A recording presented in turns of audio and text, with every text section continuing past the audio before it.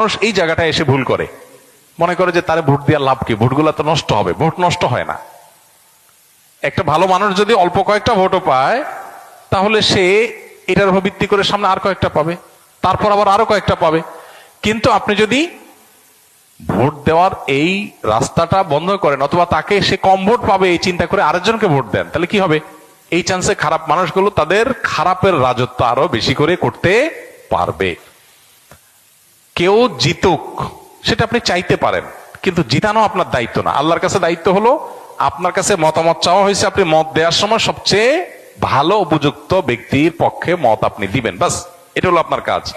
যে লোককে ভোট দিলে আপনার ইমান, আমল, ইসলামের স্বার্থ, মুসলিম উম্মার স্বার্থ সংরক্ষিত হবে, আপনি বিশ্বাস করেন, সেটা যেন না হয়। আল্লাহর কাছে অনেক বড় একটা জবাবদিহিতার জায়গা।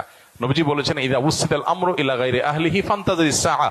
অযোগ্য মানুষকে যখন কোন জায়গায় বসানো হবে, অপাত্রে যদি মানুষ তার মতামত দেয়, বা কোনো অযোগ্য মানুষকে যদি কোনো যোগ্য মানুষের চেয়ারে বসানো হয়, তাহলে কিয়ামতের অপেক্ষা করবা তোমরা। এটা কিয়ামতের আলামত। এই আলামত এখন চলে আসছে না, আসছে নাই?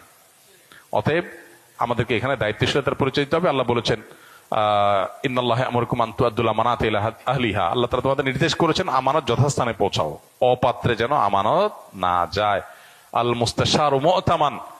একজন মানুষ তার মতামত চাওয়া হলে, পরামর্শ চাওয়া হলে, তখন সে আমানতদার হয়ে যায়, তার কাছে এটা আমানত হয়ে যায়। অনেক বড় একটা ব্যাপার। আমানতের খেয়ানত করলে এর ভয়াবহতা অনেক বেশি, এবং যত অপকর্মের দায় আপনাকে নিতে হবে, বিশেষ করে এই সুযোগ পেয়ে যত অপকর্ম সে করেছে, যদি আপনার ধারণা থাকে যে সে এই টাইপের কাজ করতে পারে, তাহলে সৎ মানুষ, নেককার মানুষ, দিন, উম্মাহ, ইসলাম এবং দেশের সার্বিক কল্যাণ বিবেচনা আপনাকে করতেই হবে। আমি যাকে ভোট দেবো সে জিতুক কি না জিতুক সেটা আমার বিষয় না, সে জিতবে কি জিতবে না এটা আমার বিষয় না। আমার দায়িত্ব আমার সিদ্ধান্তটা সঠিক জায়গায় দেওয়া, বাকি আল্লাহটা আল্লাহ দেখবেন। আল্লাহ যদি তারে সুযোগ না দেন, সেটা আমাদের অযোগ্যতার কারণে আল্লাহ দেন না, কিন্তু আমার দায়িত্ব আমি সঠিকভাবে পালন করতে হবে। আল্লাহ আমাদেরকে তৌফিক দান করুন।